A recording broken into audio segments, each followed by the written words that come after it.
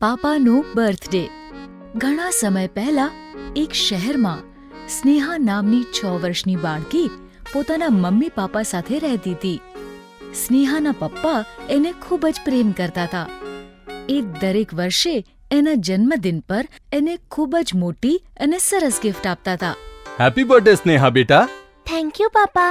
અને આ વખતે સ્નેહા પણ એના પપ્પાને એમના બર્થડે પર એક સરસ મજાની ગિફ્ટ આપવા માંગતી હતી. આ વખતે હું પણ પાપાને બહુ જ સારી ગિફ્ટ આપીશ. આ વિચારીને સ્નેહા પોતાના રૂમમાં ગઈ. એણે પોતાનું પિગી બેંક ખોલ્યું તો એમાં બહુ જ ઓછા પૈસા હતા. મેં તો થોડા દિવસ પહેલા બધા પૈસાથી મારા માટે ગુડિયા લઈ લીધી. હવે હું પપ્પા માટે સારી ગિફ્ટ કેવી રીતે લઈશ? આ વિચારીને સ્નેહા ઉદાસ થઈ ગઈ. પછી કંઈક વિચારીને એ પોતાની મમ્મી પાસે ગઈ અને કહ્યું, મમ્મી, મને થોડા પૈસા આપને. મને પપ્પા માટે બહુ સારી ગિફ્ટ લેવી છે. તો તું પપ્પાના પૈસેથી પપ્પા માટે જ ગિફ્ટ લેવા માંગે છે? હા, તો હજી શું કરી શકું છું? હું તો બહુ નાની છું. હું પપ્પાને ગિફ્ટ દેવા માટે પૈસા ક્યાંથી લાવીશ? આપણા પપ્પાને ગિફ્ટ દેવા માટે પૈસાની જરૂર નહીં પડે. તું એમને પ્રેમથી જે આપીશ એમને બહુ ગમશે. આ કહીને મમ્મી ત્યાંથી ચાલી ગઈ.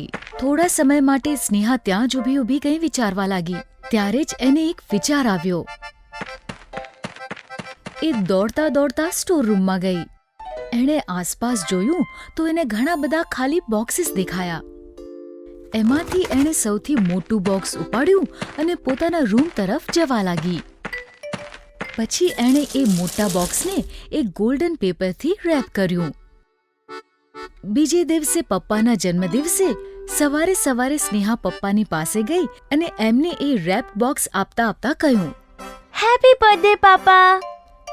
આટલી મોટી ગિફ્ટ જોઈને પપ્પા ખૂબ ખુશ થયા અને વિચારવા લાગ્યા કે આટલા મોટા બોક્સમાં સ્નેહા એમને માટે શું લાવી હશે.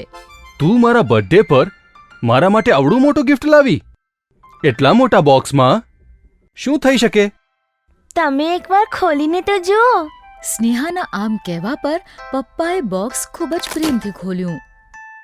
પણ પછી જ્યારે પપ્પાએ બોક્સ ખોલ્યું ત્યારે એમણે જોયું કે બોક્સમાં કંઈ જ નહોતું. બોક્સ પૂરેપૂરું ખાલી હતું. આ શું છે? આ બોક્સ તો ખાલી છે. ના પાપા, તમે એકવાર બરાબરથી જુઓ. મેં આમાં બહુ બધી કિસીસ બ્લો કરી છે. આ સાંભળીને પપ્પા ખૂબ જ ખુશ થયા. થેન્ક યુ બેટા. આટલો સારો ગિફ્ટ મને આજ સુધી કોઈએ નથી આપ્યો. આ કહીને પપ્પાએ સ્નેહાને ગળે લગાડી દીધી. આ રીતે સ્નેહાએ પપ્પાને એમના બર્થડે પર એક સરસ મજાની ગિફ્ટ પણ આપી દીધી અને એ એક સરસ ગિફ્ટનો મતલબ પણ સમજી ગઈ.